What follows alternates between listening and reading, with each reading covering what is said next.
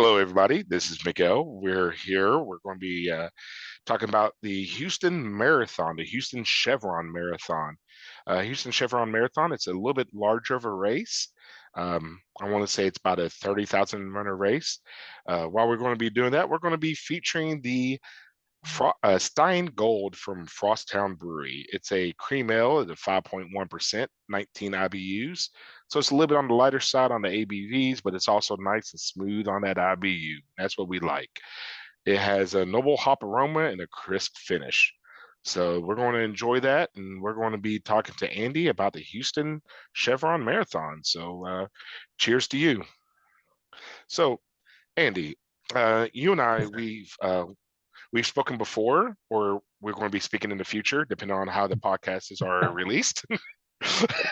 um, Me and you have not ran the same exact race, but we have ran the same course or the same race on different times. We've Yeah. ran the Chicago Marathon. You ran in 15. I ran in 19. We ran the Chickamauga Battlefield outside of Chattanooga, Tennessee. You have ran, and is there any other races that we have that you can recall that we've ran just not together? I know you said you did Philadelphia's half. I did the Philadelphia full. I think those are similar. So a similar area. That might be about it until I get you out to Jim Thorpe, but that's for another day. Well, you ran the Philadelphia in the fall. Yes. Technically, I ran the I Heart Philadelphia.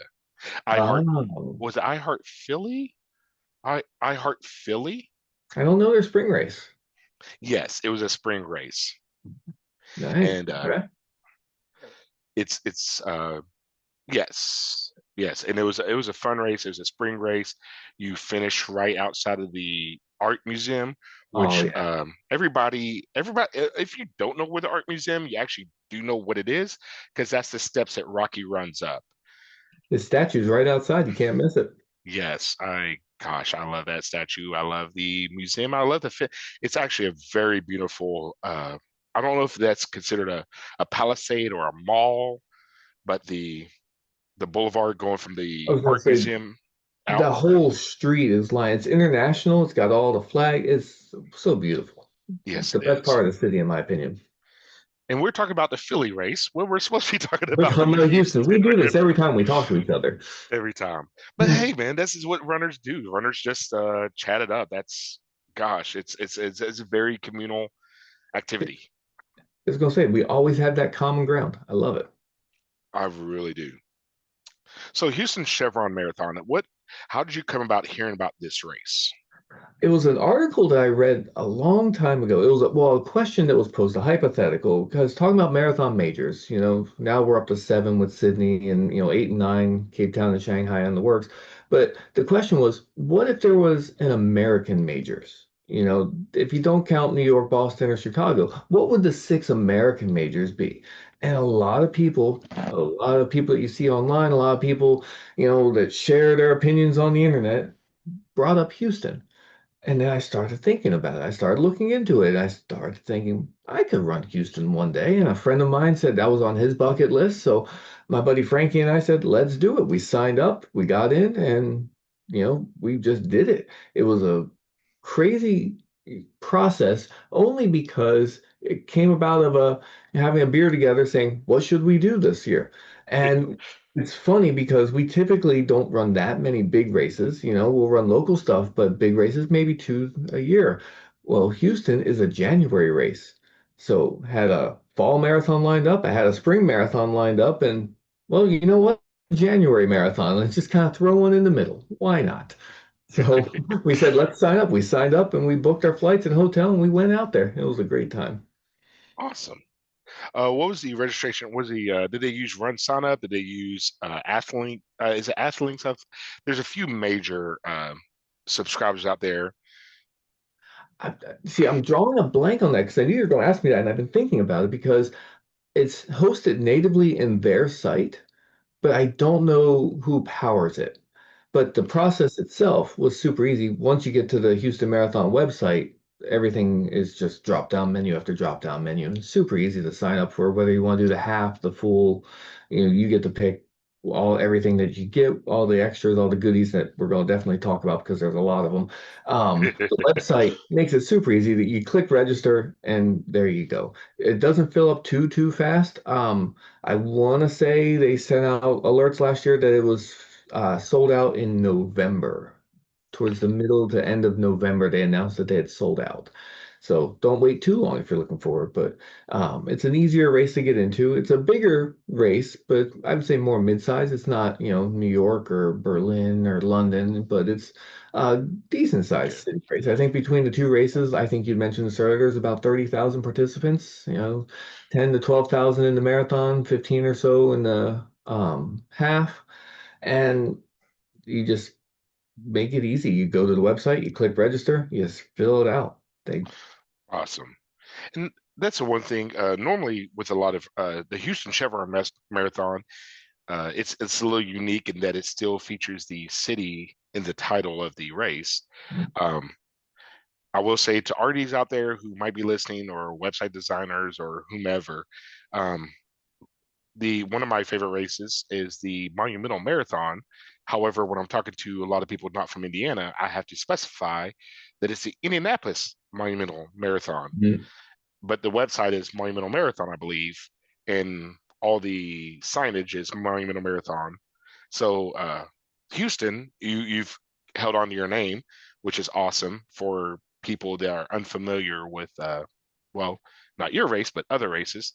We'll say Cowtown because Cowtown is in Fort Worth, Texas. However, if I just say Cowtown Marathon, unless you're familiar with that particular race, you don't know where You have no clue. Cowtown. Yeah. Our local half marathon, the Orlando Half Marathon, for the first 10 years that I knew of its existence, didn't know it was called the Orlando Half Marathon. I always called it OUC, the power company that sponsors it. But are you doing OUC this year? Yeah, let's do OUC this year. Oh, it's the Orlando Half Marathon. So uh, they're trying uh, to rebrand it, I guess, but it happens. Derby Marathon is part of the Derby Marathon Festival. Um, I assume everybody knows where Derby is, but some people don't. Louisville, Kentucky, I and was it's gonna say like, if you're not watching the ponies, then you might not know. yeah. Okay, so did you get a lot of? So once you registered for the race, between the race and the race day, did you get a lot of emails? Was you inundated? Did you get a lot of spam box, or was it just about what is needed? I would say it's I wouldn't use the word inundated, but it was a healthy amount of emails that would get sent through. I still get them, even though I haven't registered for next year's race yet. I still get their emails on a regular basis, once a week, twice a week, and it's a newsletter style where they're giving you, nutrition and health tips as well as race updates. So the race updates themselves were, a fair amount of information given. It wasn't, too much. They would just want to keep you, here's the race, this is coming up, this is what's going on. And then they sprinkled in other articles to kind of keep you interested, to keep you, thinking Houston as long as possible. So it was a decent amount of emails. I wouldn't say Okay, too much, but a lot and more than other races I've run. I think for some people who are more on the rookie side of marathon.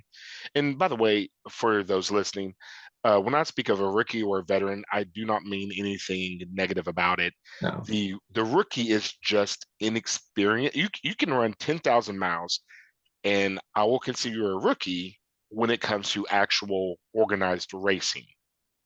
Or you can, and that's the thing, is because the process of registering, arriving, going through the process, running the race course itself, um, you can run 10,000 miles and be very unfamiliar with that. Actually, one of a runner I ran with goes by the name of Raven. He's at Fifth Street Lifeguard Station, South Beach, Florida, Miami Beach, Florida, 5:30, 4:30 uh, standard time, daylight savings time. 8 miles every day since New Year's Eve 1978. He has only ran one race. He's ran 8 miles every day since 1978, I believe it was. but he And wouldn't know what to do at an expo. yeah, he go to Chicago Marathon and he'd probably be lost Yeah, because I've ran it 4 times, but he runs more miles in one year than I probably have in my whole life. I believe. Yeah. So don't think that because I use the term rookie that I'm speaking negatively on somebody. It's just an experience of formal events. And it's clearly a sliding scale, because I think I have some experience until I meet someone who has more. I've run what I mean, I think I finished 13 marathons now. And, and I talked to you. How many have you finished? 28-ish. Yeah. See, so you have much more experience than me, but I have more experience than someone who's only done one. So everyone has their own level, but Yeah. everyone, just like when we run, everyone's at their own level. You just do it.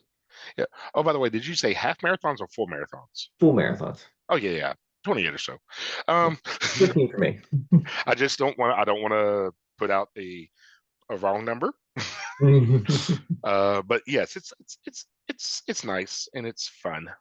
Um, so where was the expo for the race? Was it yeah, was it a major convention center? Was it a smaller place, crowded? How was the expo? This is one of the better expos. And, I think back to my first marathon, which was Chicago in 2015, and the expo was monstrous. Aisle upon aisle, and it was huge. And then after COVID, the expos just seemed to get smaller. And we could talk about a bunch of different races, but Houston's expo was great. They had you register ahead of time for what time you want to pick up your bib so they could stagger the crowds because there's so many runners. You walked right in, and the time that my friend and I picked, we were able to walk right in, literally did the little Shrek queue, back and forth through the tape, and then walked right up. They had probably 12 or 14 people getting you signed in, and then you walked up to the booth, got your bib and a beer stein. Oh no, sorry, pause. I'm Oh, The beer oh, stein comes later. I didn't mean to speak, I just spoke too early. You got oof. an insulated coffee mug Oh, that okay. had, says I run Houston, or I run Hugh, Hou. That's kind of their thing, tying in you and Hugh. Um, you got a mug and you got your bib. You did not get a t-shirt. Oh, I'll get to that. That's okay. part of our conversation. It's coming. Trying to lead you on. But you walked in, they give you all your stuff, and then they funnel you right in. Brooks is the main sponsor. So obviously you go into the Brooks booth first, and they had so much stuff. So all you could spend a lot of money before you even leave the Brooks booth. They had shirts and hats and all the shoes, which I have a bone to pick because they're Hyperion Elites. They don't make in a size 14 that I wear. They only go up to a 13, so I can't buy their super shoe. I told them that, and they just kind of said, okay, we'll let them know. We'll see. Well, hold on. We gotta go back. We got back the bus. Okay. You said they didn't sell a size 14 shoe? The Hyperion Elite, their carbon plated racer. Oh, My Brooks Glycerins are happily size 14. I can wear my Glycerins and my Hyperion Tempos, but the Hyperion Elite only goes up to a 13. A6 is the same. The A6 carbon plated shoe is they only make up to a 13. So okay. Okay, that's okay, so you and your cruise ship foot goes into the expo. moving on. No, but the Pro booth was really good, and then they have their little cash registers, queue. It's big; they take up a lot of floor space, and then you get to the rest of the expo, and it was great.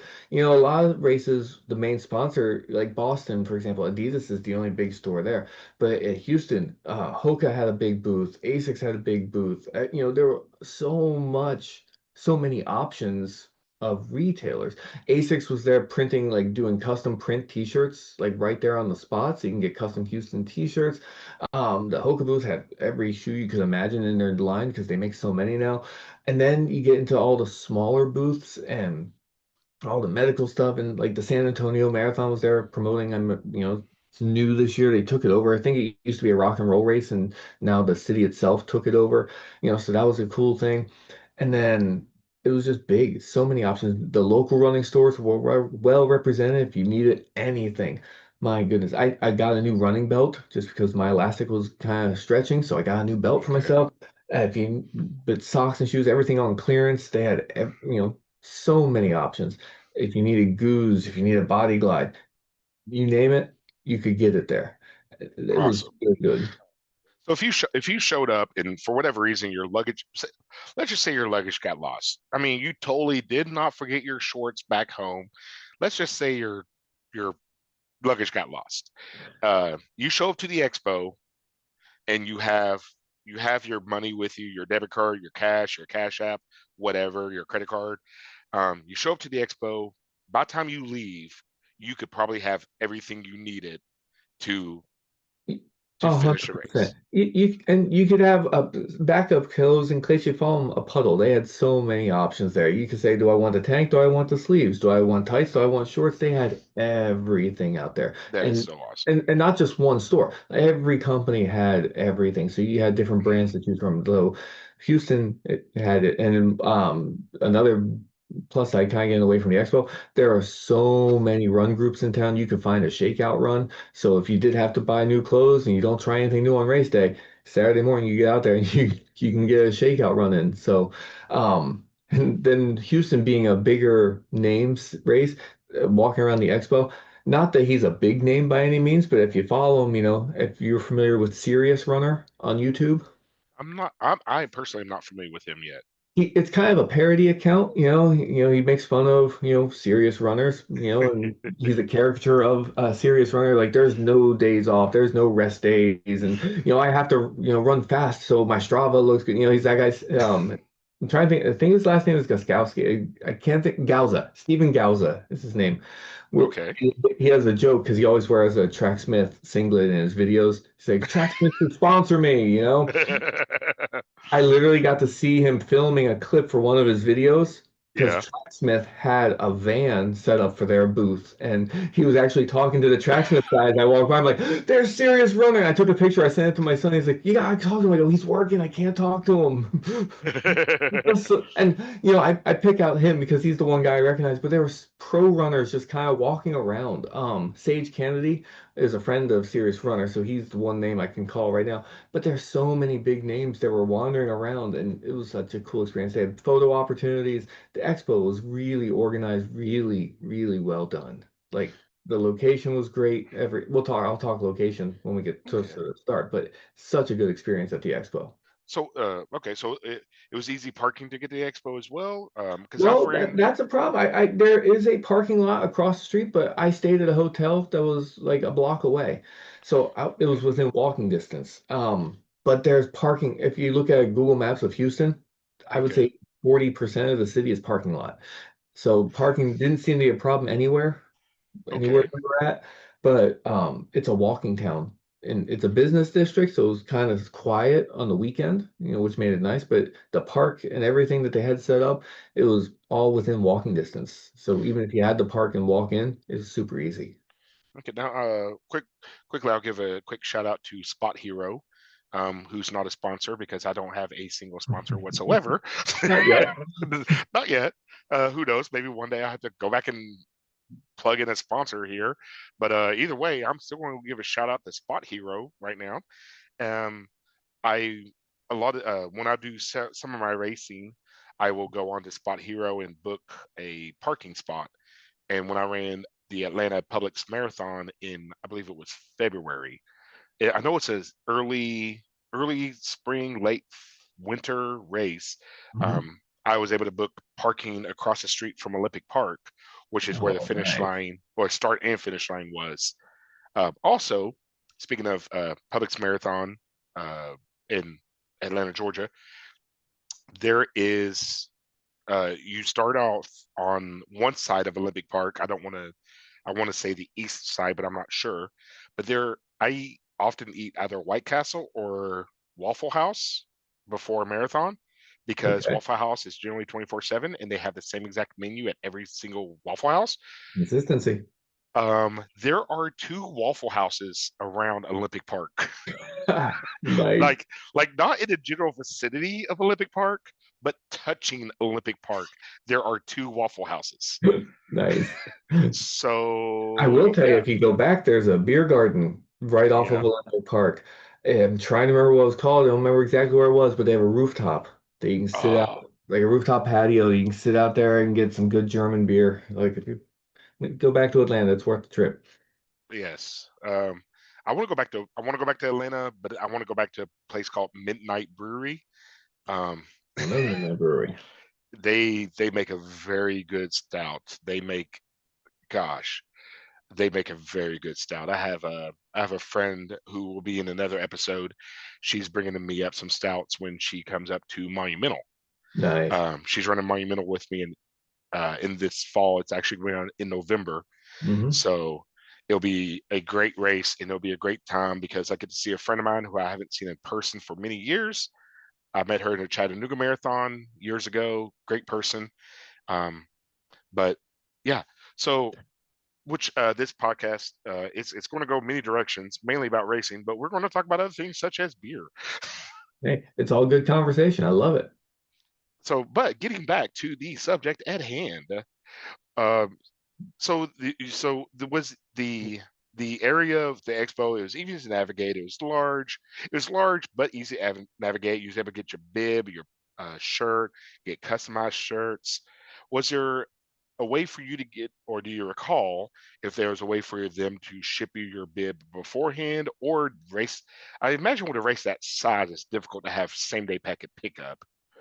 Yeah, there was no same day packet pickup. They made a point on one of the emails that emergencies, let us know and figure out something. But everything was, you must have it picked up by Saturday. I flew in on a Friday, so it was no problem. I was there early. As far as mailing it, I'm trying to remember if it was an option. I don't recall it being an option. Okay, Flying into town, I didn't want it to be mailed to me. So pay too close attention. I'd be afraid I'd forget it. So that's just on me. So I don't remember it being an option, but it doesn't stand out to me. So a large race like that, probably not. I think big okay. races have too many things to worry about. I don't think they would mail it, but Not many races do. Monumental this year, as I was registering for the pace, I was applying for the pace team. However, not to toot my own horn or put the horse before the cart or whatever metaphor you should throw out there, I have paced for Monumental 7 years, and I also paced for Matt Abersol. He's the pace team coordinator. I also paced for him at, it's now called the Indianapolis or Indy half or Indianapolis half. It was formerly called the Fort Bend half. It's on the okay. northeast side of Indianapolis. It's a former Army base called Fort Bend or Fort Benjamin Harrison. It's now Hmm. Fort Benjamin Harrison State Park. I've paced there also for Matt Abersol, I believe, 3 or 4 times. Do they So still run a full marathon out of there? They used to. out of Fort Bend, I think so. no, I, they don't I thought I now. saw one. I mean, this They is many, many years ago, but no, they only run the half, and well, I okay. shouldn't say only the longest race is the half. I believe there's also a 10K or a weird K, like like a 11 miler or a 10 miler, and then there's a 5K, but then there's the half, The half is the big one. Gotcha. which also is a wonderful race. I really do enjoy that race as well. It's a weird big city small town race, Hmm. small town feel. It's it's really difficult to pace, but that's a different story for a different day. So race day morning. So you wake up, you're in your hotel. Your hotel, as you mentioned earlier, was near the expo. I'm Hmm. going to assume that the expo and the start line were very close together. They were, oh, I forget the number, probably maybe 7, 8 blocks away from each other. Okay. They were a decent walk, but not terrible. My hotel was smack dab in the middle. There's a Oh, whole bunch of hotels in this downtown area. You don't okay. have to stay at the one that I stayed at, but then it was really convenient being in between because they had their gear check opened at 5 a.m. So my buddy and I got up, loaded our gear bags, walked all the way down. And the coolest thing that Houston does, among many cool things that they do, is they open up the convention center for runners to stay inside. So you don't have to be Oh, outside in the cold. You can stay that's awesome. indoors with bathrooms and, a heated building until it's time to head to the starting corrals. Now, we didn't take advantage of that because our hotel was halfway in between. So we went down, dropped off our gear check bag, and then walked back to the hotel, got breakfast, and waited. at the hotel until we had to walk out. But the options there, because like I said, 40% of Houston's parking. If you drove in for the race, you didn't have to sit in your car, you didn't have to wait in the cold. Houston really took care of you. They did everything I'm going to say is nothing but singing their praises. You think I'm sponsored by them because I have nothing but good things to say. But then getting to the start, I will say there was one problem. It was so cold. Oh my goodness. It was probably in the upper 20s, I think, because I just ran out this year. And it was Martin Luther King Jr. weekend. So it was middle of January. And I brought throwaway clothes with me. But my buddy and I were like, you know what? We need a little bit more. So we went to Walmart, took an Uber, and went to, after dinner, when I went to Walmart and bought one of those fleece blankets, cut a hole in it, and turned it into a poncho, an extra layer to block the wind because it was windy. Yeah. Cold is one thing, but wind, takes it out of you. Well, I get to the starting area and they give you directions. You're walking up like one of the main roads and they say corral D, turn here, corral C, corral B, corral A. So I turn in my corral B and I'm walking. I'm like, okay, we're all kind of gathered here. The crowd's forming. Can't be too far from the start. So I want to start taking off my layers. Once we start moving, I'll take off the layers. So I take off the poncho first and I still have my hoodie on, my sweatpants, and all right, we're starting to move a little bit closer. All right, we turn left. Okay, the starting line has to be right up here. Okay, let me take off my sweatshirt, my pants, and I'm ready to go. Then we turn right. Then we turn left, and it's just a slow walk, and I am freezing. I took off my clothes. So anyone that's going to run Houston, it's more of a walk to the starting line than you first think. So don't throw away your clothes until you get really close to the starting line. Wait until you can actually see the arch. Don't be like me. Okay? So a little bit of advice I give you. But getting to the start, super easy. Just follow the crowds because it's a big enough race that you can't get lost. But it's a downtown area, with gridded streets. Super easy to find your way around between the expo, the convention center, if you're staying there, or any of the hotels. You can't get lost. It's a really, really easy setup. Awesome. That's really good. There's some races that are a little bit more difficult to navigate. Some races that just because of where their race starts. I'm sorry, but I'm thinking Monumental. Monumental starts by the state capital of Indianapolis, or state capital of Indiana in Indianapolis. And until you're more familiar with it, the the areas that are blocked off and the way that the building is built and everything else, the Capitol building and the surrounding buildings, you're kind of bottlenecked if you're not familiar with where to go. Mm. So there's a there's a bit more traffic and there's a little more panic. I've seen with some of the less experienced runners. Um, However, now that I've been there, I believe this will be my 10th race coming up this year, 2025. Yes. No, ninth. This would be my ninth race. Um, I'm more familiar and I know, oh, on the other side of the building, I can take this way to go from this side to this side. And there's certain ways around, but Hmm. that's not always an option. And sometimes you have to show up earlier than you expect because of where your parking is, the bottlenecks with pedestrian traffic between the runners or um, the supporters of the race, people out for the families and everything else. So it happens, and traffic happens before the race. But um, I will remind everybody that your race doesn't start until you cross the start line. That is true. So unless you plan on finishing in the top 1% or not even one, but probably top zero point 0.5 or zero point 0.3 or something. If you're not finishing in the top 50, your time isn't a big deal. Now, if you're not going for the money, don't stress.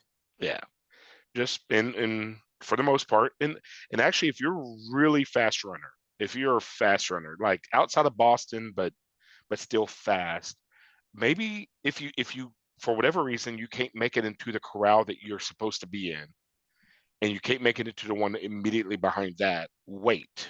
That way you can start behind the slowest runners and navigate around the slowest runners. And within the first 3 miles, you'll filter out through all of them because the 6 hour runners are going to be predictable and a little bit more spaced out, you can navigate. And then by the time you catch up with the 5 hours and the 4 hours, they'll be a little more spread out. Yeah, because any race is going to have people at different, different paces at the beginning. You're going to have to pass. You're going to have to, even if you line up at the perfect spot, you're still going to be maneuvering around people. So don't stress. Yes. Actually, I swept Derby this last year, and I was my finish time was 6:37 as a sweeper. So as the first 9 miles, I was passing a lot of half marathoners who were Mm, nervous because they thought I was sweeping them, but I was sweeping the yeah. fulls, and they were coming in at 4 plus. Mm.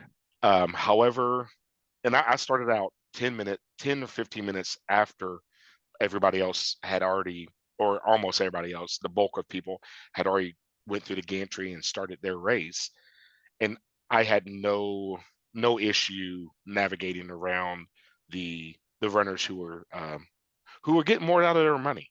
We'll say that. Well, If you ever watched the movie Spirit of the Marathon, it covers the Chicago Marathon from, I want to say 2014, 2013, or older, 2005. I forget the year.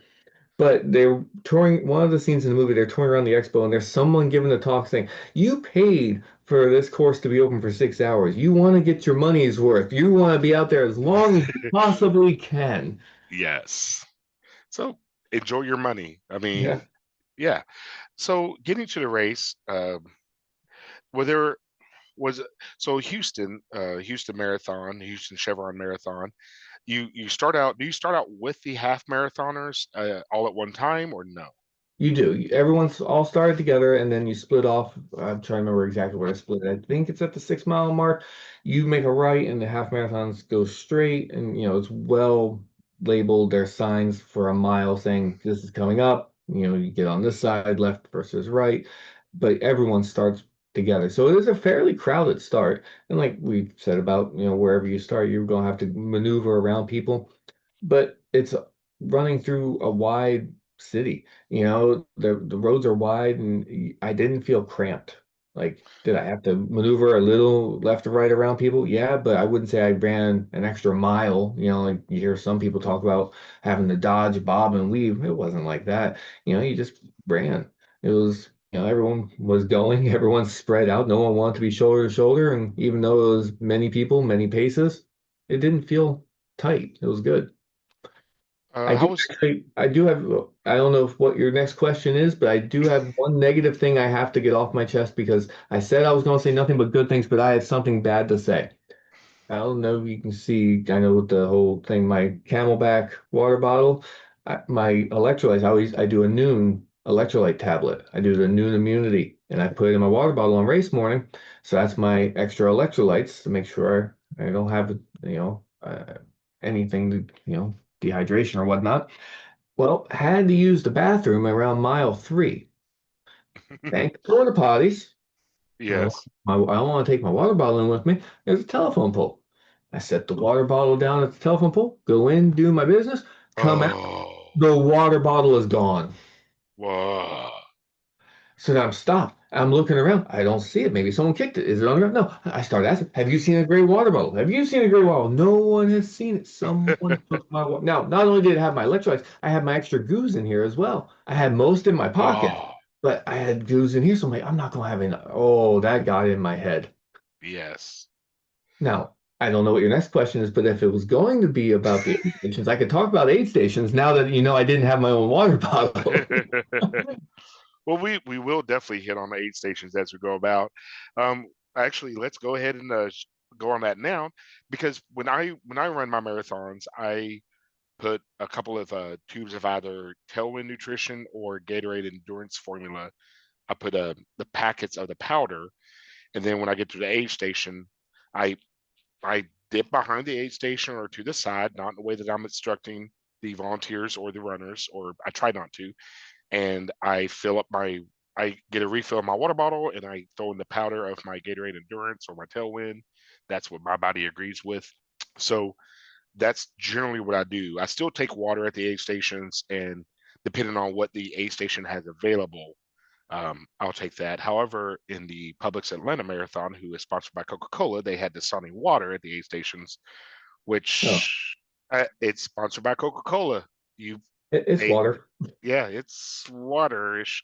Mhm. Um, and they also gave you full, I think it was liter, like a liter bottle of water. Really? It was now granted, I was near the back end of that race. I was training in Indiana and it was around 30, 25, 45 degrees when I was training. And then I go to Atlanta and the race started around 55 or 60 degrees. And that race actually got yellow flagged, I believe. It might have moved up to red. I can't remember. Um, but it's definitely yellow. And it was getting up to 68 degrees. So they might have given us more water because we were slower Just and we were out because there of longer.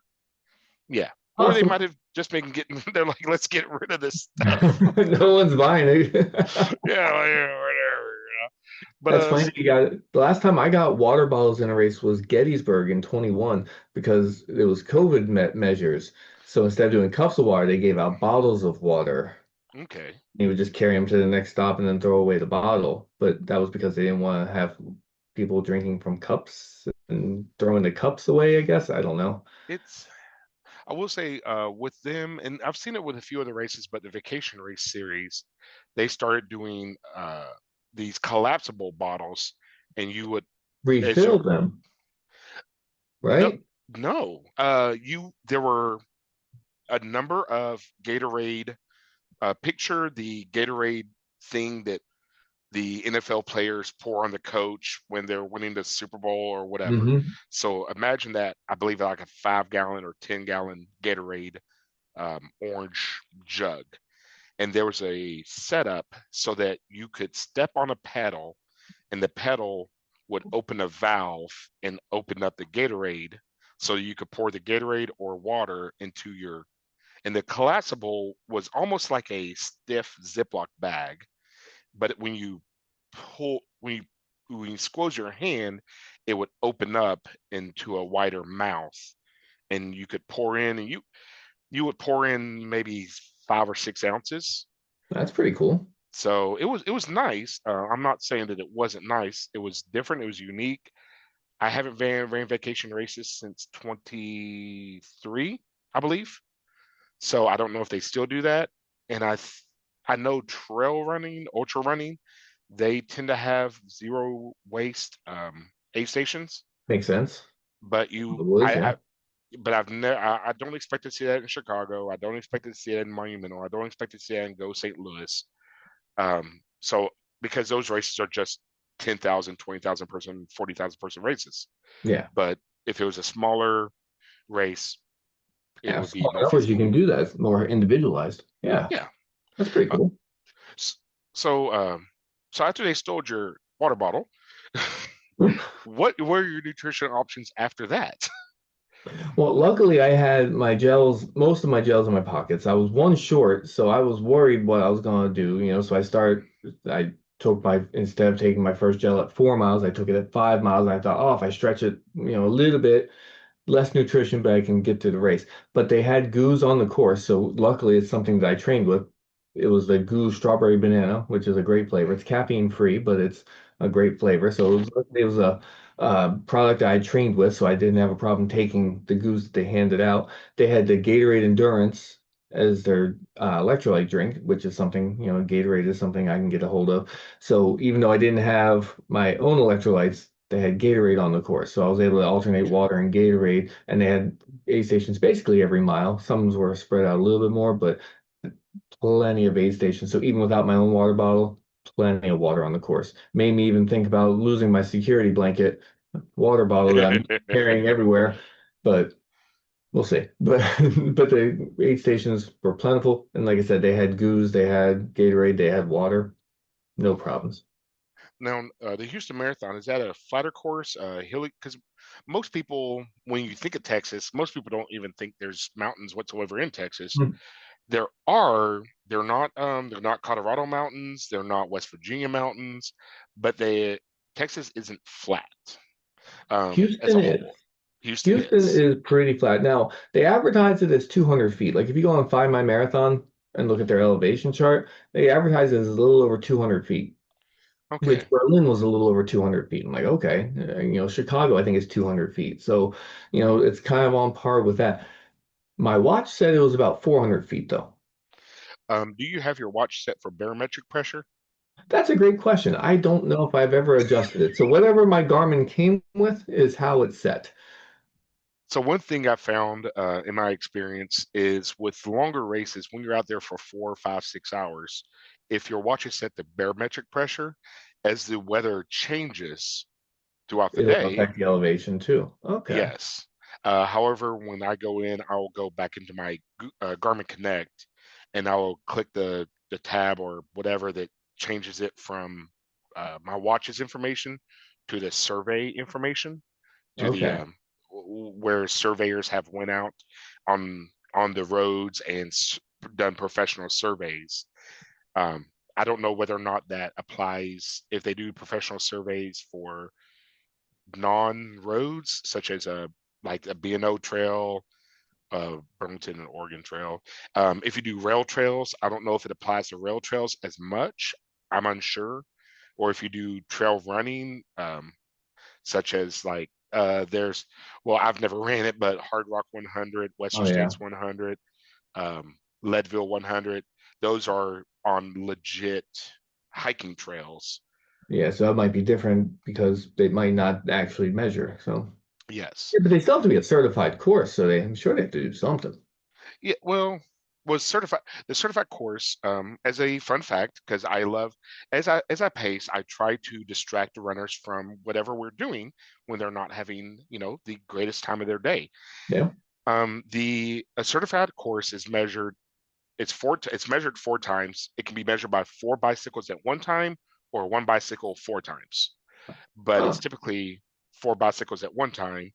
And the bicycle it uses a cyclometer, a cycling computer that measures off the wheel hub, and it's measured over 1,000 foot distance, and it has to be accurate within, I believe, 1 foot at 1,000 feet. And then after that, they will go on to the course, and they will measure the course from 30 centimeters from the inside of any obstruction. So, in your mind's eye, imagine any road course that you want, and then imagine that there was a a cable or a string or whatever, and you could pull that as tight as possible, and off of every curb or every obstruction along that tightest line, you push it off by 30 centimeters. And a race course is measured at 26 miles, 385 yards, plus 20 feet for the full. And it's 21.098 meters for the half plus 10 feet. And that's because the thing is that for a certified course, it's measured along the distance. However, and I found this out in a bad because of a bad thing, it can be more than 26.2. It just cannot be less than 26.2. That's true. So I've ran 3 marathons that were certified long, and they were long by like a half a mile. That's significant. Yes. However, they weren't short. Then you're good. Yeah. Atlanta Publix Marathon 2025. Um, Yeah, I learned about the whole measuring off the edge. I used to work at a school that didn't have a track, just had a big grass field. I'm like, I'm gonna paint a 400-meter track. And I measured it and it came out as 396 meters. And then I started doing some research, because I figured out how to mark it and how to do the paint lines and use a rope to, make circles and everything. And they go, no, you measure 6 inches from the inside. And when I remeasured it, I was spot on 400 meters. So that 6 inches makes a difference. So, but because your center of gravity or your center of your body is not on the line, so they measure off the line. So you're legitimately running 400 meters if you're off, so you don't overrun. So okay. And that, I mean, and these are things, because I've seen when I did Chicago fall half marathon It starts out by MSI, the Museum of Science and Industry on the south side of Chicago, Hmm. around I like love that building. Did 45th. you know that's the only remaining building from the World's Fair? Uh, yes, I actually did. I've Because that's where attended. they held the artwork and it had to be insured. So, So, but when I was running that course on Lakeshore Drive at parts is 4 lanes wide in one direction, and I would see a sweeping right hand turn or left hand turn, and just because of people being rookies, actually not even just that, just people not being fully aware, they will run on the outside of a left or right hand turn, and when you're 3 or 4 lanes out from the tangent, which is the shortest distance or the inside of the turn, when you're 4 lanes out, you're 12, 24, you're 48 feet away from the inside, that can significantly impact your time. So you can run a 446 or 447, but if you were in tangents, you might have been in 443 or 442. I was gonna say you do it one time, not the end of the world, but that adds up. That's a larger circumference each turn. Oh yeah. Yes. Um, okay, I had one last chance into the woods. Hmm. The outside lane of a 8 lane track, so the track that you laid out at your school, the outside lane is from, if you were to go from start line and then circle all the way back around to the same line. Hmm. So you everybody if everybody started out at the same line and then circled around the track and came back to the same line, lane 8 is 57 meters longer than lane 1. So if you was to do that for 1 mile, 4 laps, you would be over 200 meters behind, or you would be 200 A meters half a lap. further. Yeah, that's a half a lap. That is significant. Yeah. And that's only 1 mile Yeah, we're on talking this track. 26. Yeah, we're talking 26. So people out there, my listeners, hopefully you're still listening. Yeah, run the tangents, run smart, and run wise. But getting back to where we were. Back to Houston. Here we go. So how were the other porta potties other than the one you got your water bottle stolen from? Well, they didn't steal anything else from me. I kept it on me. No. No, the porta potties, aid stations, everything was spaced out just right. And if you needed them, they were there. I never noticed long lines. There were always, because if you've seen some races where they put one porta potty and then you have a long line of people waiting, there was always 4 or 8 or 12. Like they were banks of them, and so it was never a wait. And I had to use the bathroom one more time and didn't have to wait. I was able to run right up, find a little green, disc on the door, open it up, go right in. So All right. the Oh, amenities good. well, that's always good.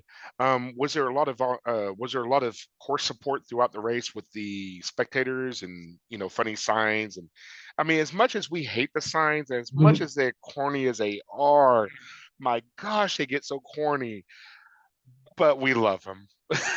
I love them. I will tell you, I can't say the word disappointed. I don't think that's the right word to use, but I will say I don't have a memory of a sign that stood out to me. Like they were all pretty generic marathon signs. Like you're almost there, halfway. The power-ups every mile there was a mushroom power-up, and you know if you've seen it before, you saw it at Houston. So there wasn't Yes. very many unique signs that stood out to me. I remember Philadelphia in 22 had a lot of unique signs. What my one is my wife is a Swiftie, so the one sign was run like there's Taylor Swift tickets at the finish line, stuff like that. I felt like Philadelphia was more creative than Houston, but there were signs and there were crowds. There were so many people along the course. It wasn't like, I think back to Chicago or Boston, or you think, people 10 deep along the side. It wasn't quite like that, but there wasn't very many quiet spots along the course because every part of the course you're running through different neighborhoods of Houston and everybody came out. There was a lot of support. There was always cheering. There was very few quiet spots. It was a really good turnout. That's always good. That's all. It's good to have the crowd support. It's good to have friends out there and supporters out there and people cheering. Hmm. I understand that you're out there and you're standing still and you might be getting cold, cheering for somebody to walk by, but we're it's nice. It's something that helps. I mean, if we're having a great day, awesome. If we're having a bad day, it's still nice to know that somebody is, giving us a few claps, and Yep. even if it is a little golf clap, it's sometimes, I mean, sometimes it's that little thing that helps perk up your spirit and takes you to the next block. I was gonna say, and then you get the next person that cheers and says go, that your name's on the bid. They say go Andy, and like let's go, and it lifts your feet higher. Yes, it gets awesome like that. So you're going through the course. It's not it's there's noise, there's support. It's not 10 deep, but it's not running with nothing but trees and frogs. Mhm. So you finally come around and you look at the gantry and you see the finish line. How is the finish line area? How's the gantry? How's that whole experience? Well, I'm gonna share a personal story first because typically, you wear your throwaways, right? Well, I had this hat and gloves that I wore, and it was so cold. I wore them for the first 20 miles of the race. About mile 20, I was like, well, I'm not throwing them away, so I tucked them into my running belt. Okay. With a half mile to go, they fell out of my belt.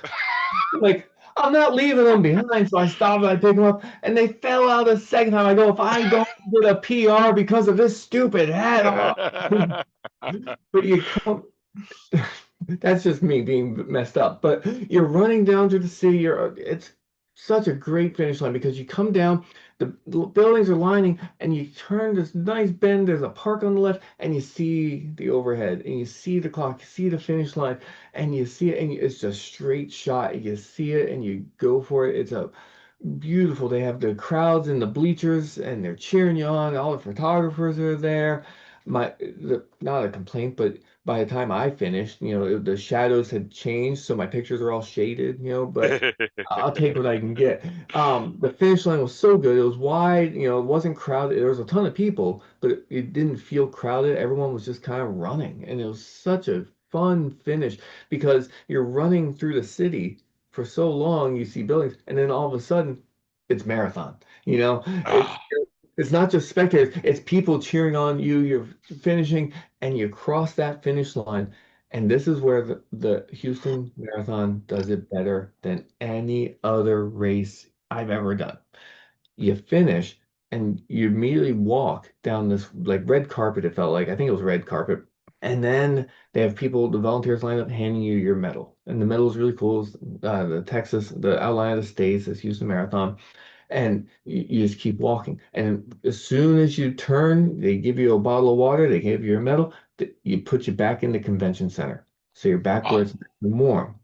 that is awesome. Oh, I'm not done. That's not the awesome part. Oh, Oh, oh, I'm still going. uh-oh. You funnel in, and Yeah. everyone's going the same direction. You can't turn left. You're fenced in, really. And they put you back onto the floor where everything is. And at the end of the tunnel, Mhm. massages. Oh, Now, yes. I'm weird.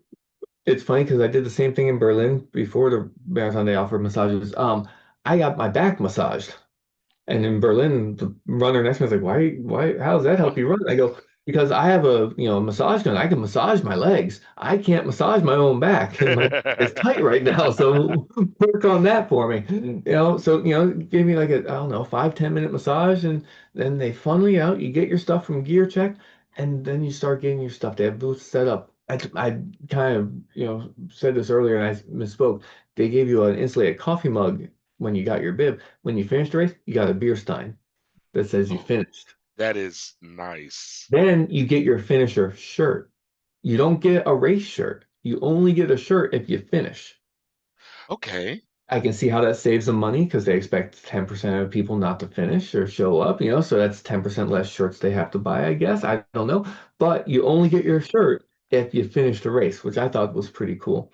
So you get your gear check, you get your beer stein, you get your shirt, and then they have food. They have so much food. Bacon and potatoes and coffee and everything you could want. And it's just buffet style. You go up and get your food. They have table set up. You sit down and you eat. You could eat till your heart's full. Like it's oh my god, so much food. So not just little granola. They had granola bars. They had the snacks that they handed you as you walked in. They had people handing out the bananas. They had the normal stuff. But then they had a real hot breakfast with hot coffee. That was such a fun way to end the day. Man, that's a great thing. I remember when I ran Little Rock Marathon in Little Rock, Arkansas. Which is they're one of their things they're known for. Let me make sure. Yes, one of the things they're known for is having the largest race marathon in America. If I remember correctly, the marathon medal was 4.5 pounds. Um, Okay. it was bigger than the dinner plate. That's It was awesome. pretty big. However, the finish line, you finish a race, and then within about 50 yards is generous, 25 yards. Within 25 yards, you were back inside the expo center, and then but they didn't have a lot of food. Um, I was pacing 6 hours for that race. They didn't have a lot of food, but they did have, I believe it's called roti pasta, the Yeah. the Like a tight squiggly, spiral. Yeah. yeah, the spiral pasta, which is it's nice, and I believe it. They just had that with marinara. They did. I don't think they had marinara, but I'm going back 3 years in memory of Yeah. one dish I ate that. No offense to whoever made it, it wasn't remarkable in the sense of, oh my God, this is like going to Italy. It was, it was pasta with tomato sauce, and it might or might not have had meat, or you might have had an option. I don't remember. But either way, the one thing I do remember was that it was served in 20-ounce or similar cups, not in bowls. So So you when can you carry it. yes, Ah. yes, and then you carried that, and they gave you a shopping bag, and you collected a few other items, a cookie, maybe bananas, I don't know, and then you went inside the runners lounge area, and you had tables, and you could sit with your friends and family or other runners or by Hmm. yourself, whatever, we don't judge, and you could enjoy your food. And I don't recall if you could go back. I might not had. I cannot recall. But hey, that sounds like a good place. They took care of you too. Yes, and the thing is with that, if it's a rainy day or something like that, if it's really cold, if it's really warm, then you're Just out of being the inside elements. is so nice. Yes, and after you're outside for 5, 6, 7, 4, 3 hours, Hmm. it's nice to sit, even if it's a foldable chair, but it's not on your 2 feet You're anymore. not standing anymore. No. Goodness. Yes. So how was the medal for the Houston Marathon? How was the It was medal? pretty good. I alluded to it. It was the outline of Texas. It said Houston Marathon.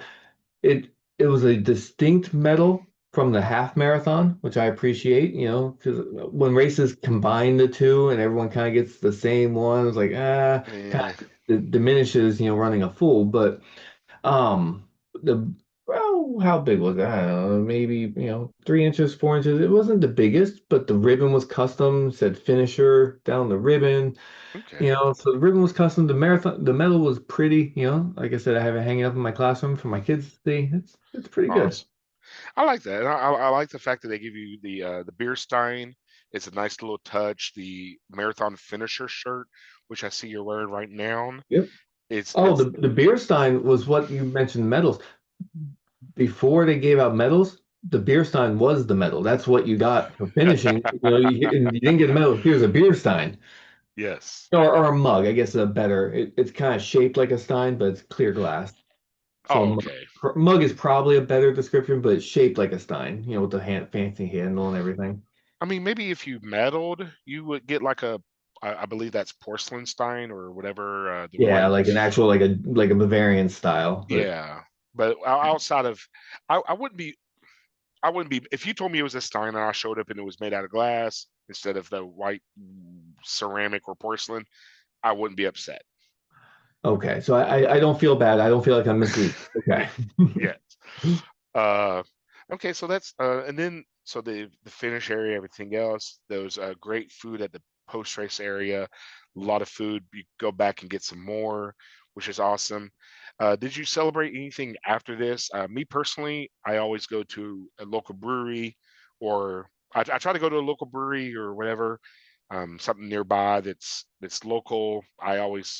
Yeah, I always do those things. Is there anything that you did that you remember that you so you could celebrate that particular race. Oh yeah, there's a couple places that we went to. The first place we went to, the Expo Center, downtown Houston. I think it's Minute Maid Park where the Astros play. Just on the other side of that, so it's probably like a 25-minute walk from the Expo Center.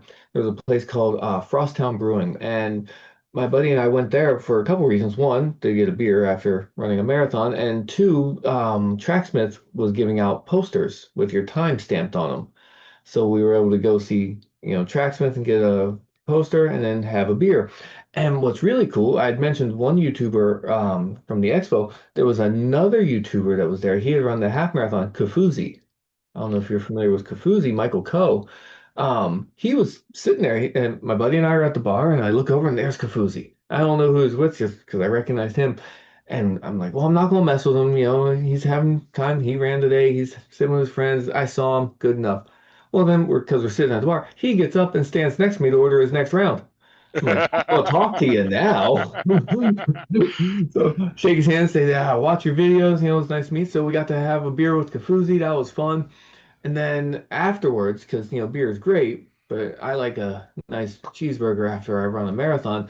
We walked behind the convention center to a place called Rodeo Goat Burger, and it's just a restaurant that's been around forever. They're rodeo themed because the Houston Rodeo, is right there at the convention center where they used to have it, I guess. And they had sweet potato fries. They had all these weird burger combinations, like specials of the month.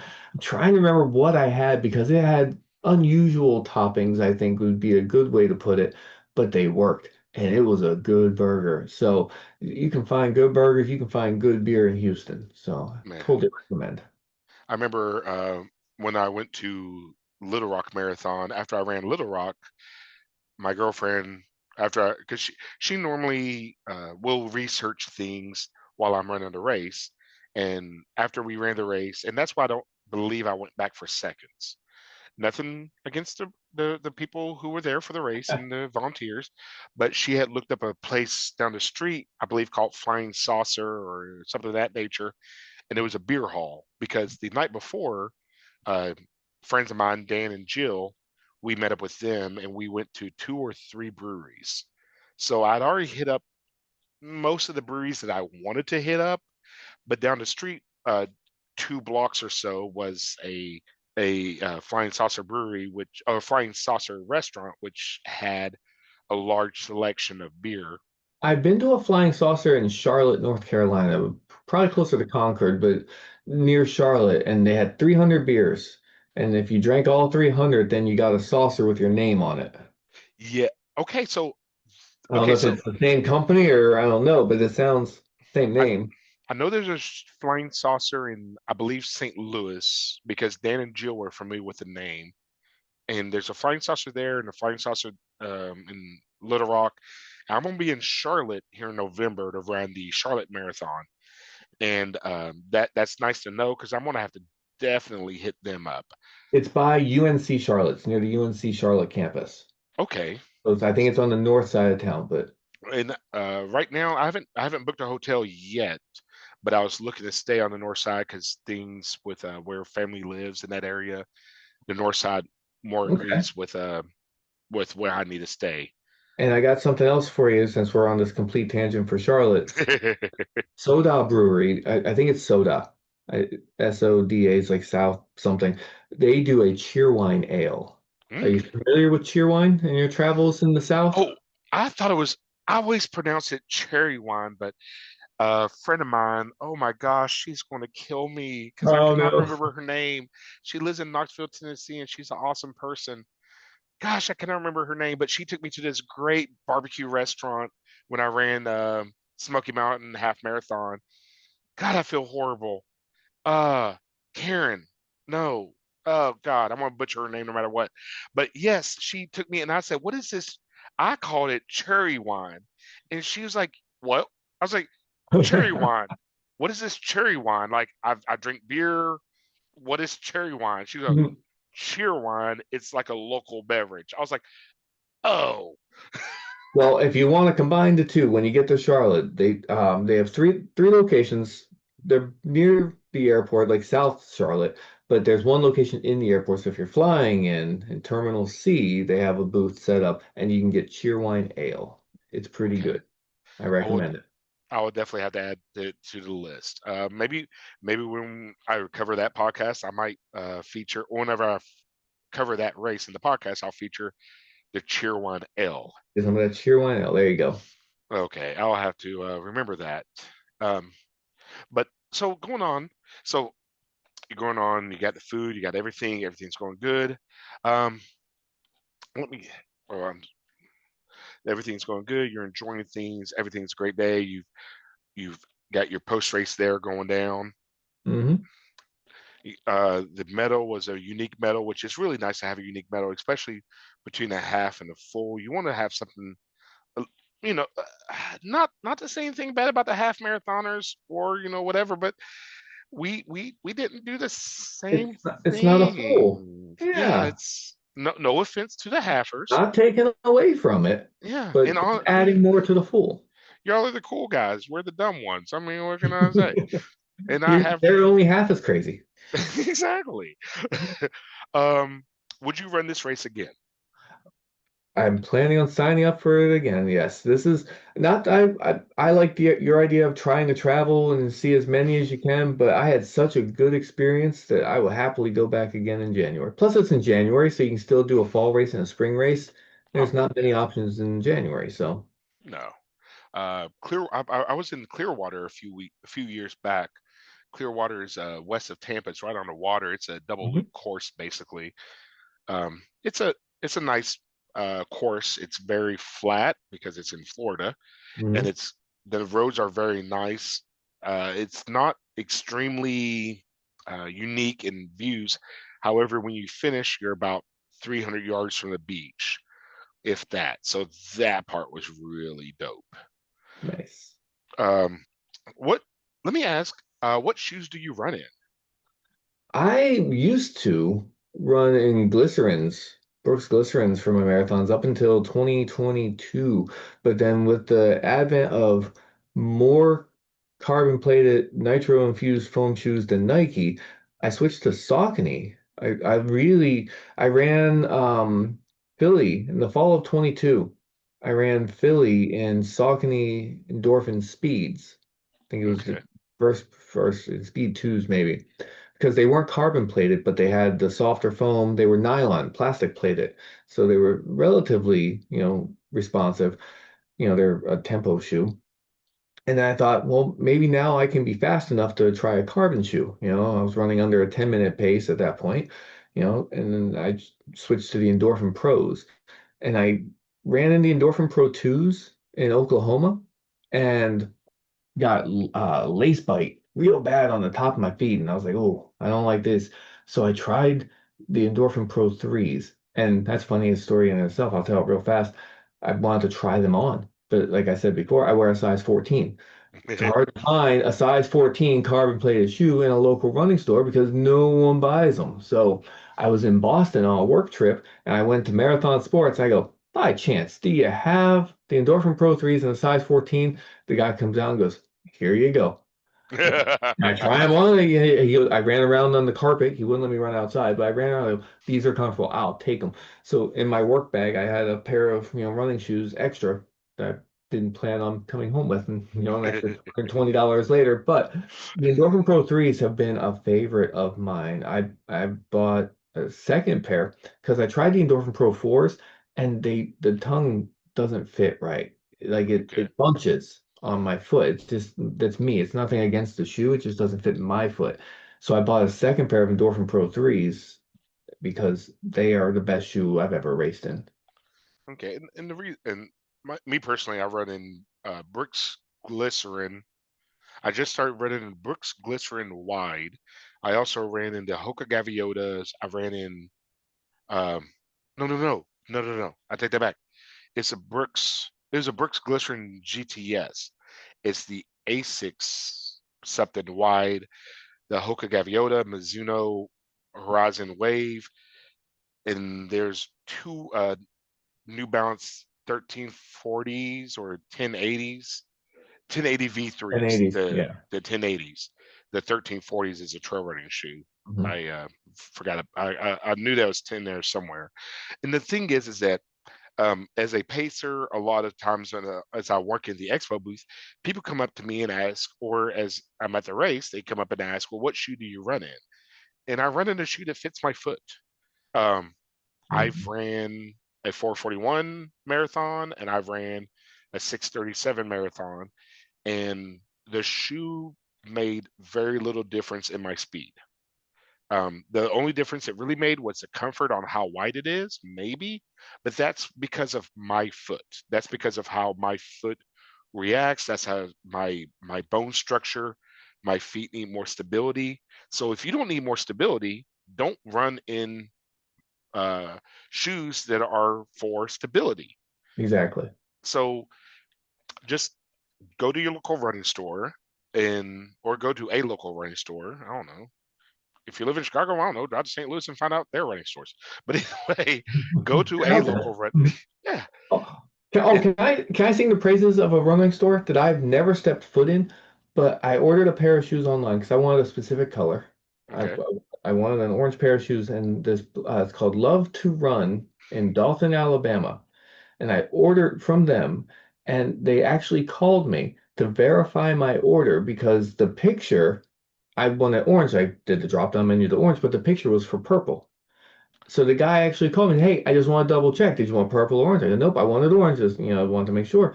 And the box came in, had a handwritten note, thanking me for my purchase.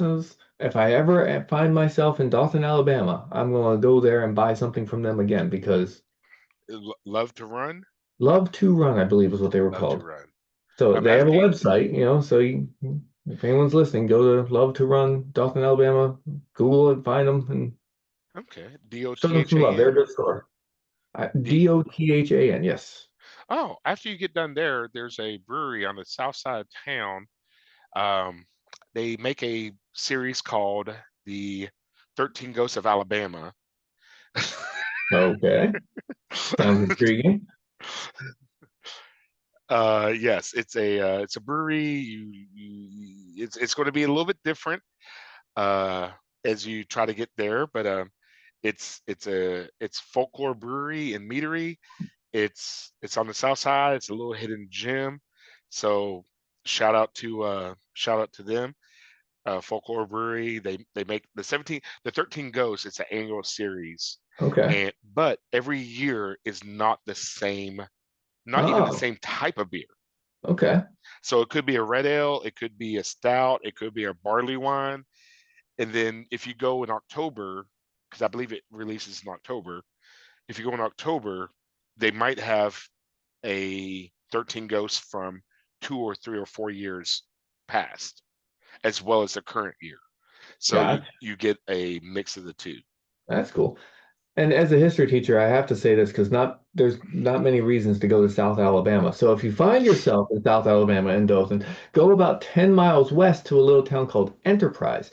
Enterprise, Alabama has a monument in the middle of their town square. The two main roads come to an intersection, and they have this monument of an angel, and in her hands above her head is a boll weevil. There's a boll weevil monument because in 1918, boll weevils came through and destroyed the cotton crops, but instead of collapsing, they diversified, they grew peanuts and did a bunch of other things, and they called the boll weevil the Herald of Prosperity in Enterprise, Alabama. So they have a monument to the boll weevil. So if you're ever in South Alabama, go see the boll weevil monument. Awesome. And see that I mean it's this podcast is it's about racing, it's about race reviews, but it's becoming about why we travel, why we want to do these See, races. Is this isn't how to run a marathon. This isn't why you should run in general. This isn't how to get fast. This isn't any of those things. This is why why I and Andy and other people that's going to be on this podcast why we decided to run this race, and that's where that's where we're going, and that's what we do, and we just want you to go out there and enjoy the race, enjoy life, enjoy the city or the town or the village that you're running in, and and just take it all in, because everywhere has something to offer. um, most of the time it's something positive. I do know that I have a friend coming on, and I asked her about she's only at 5 marathons, which once again only is not a bad thing. It's just the experience level of running organized races. But she had a very bad experience for a race that I thoroughly enjoy. Hmm. Um, and she said, "Hey Miguel, are you okay with me? I ain't got a lot of good things to say about this race." I said, "Hey, I want you. I'm not here to fluff every race, to We're make not every selling it. race perfect and beautiful, and like to fluff it up like you would a lemon meringue Hmm. fluff. No, that's not what I'm here for. It's to give you the real reaction of how we enjoyed or didn't enjoy the races that we're in, and also drop a little bit of tidbit of knowledge, maybe a history lesson here or there. That's really where we are. So, And um, it seems to be working pretty well. So, anything you like to add? well, it's kind of tying it back into Houston, going back there. That's where we were. No, no, all I'll say is that the race itself, the course was good. Like I said, there were some quiet spots, towards the end, but there was good crowd support. The weather was great, this year, so hopefully that continues. It starts cold and doesn't get too hot. The course is wide, it's well stocked. It was a good experience, but aside from the race, everything else I think made it that good experience. We're talking about saying good things or bad things. It was so well organized. And when a race is well organized, it just makes everything else feel so much better. And Houston did a really good job at that. So if you're looking for a race in January, I'd recommend Houston. Awesome. Well, it was great talking to you. Great. You as Really well. want to thank you for your time once again. Um, hopefully we'll get together. Hopefully maybe Derby, maybe Carmel, maybe Monumental. Um, I was going to do Monumental this year. It was actually on my list, and then I won the lottery for New York. So change of plans. I'll be in New York in November. mm, Monumental is a lot easier to get into. I do enjoy Monumental a lot. It's a great race. However, there's not a lottery yet for Yet. Monumental. But hey, there's a lot of races out there. There's a lot of time out there, and hopefully our courses will cross paths once again on the course. I think it'd be a great idea. I like that. All right. Well, thank everybody. That was how was the race. I want to thank everybody for joining us, for listening in. I just want to put out there that enjoy the race that you're in, run the race you're in, and always remember Ford is a pace.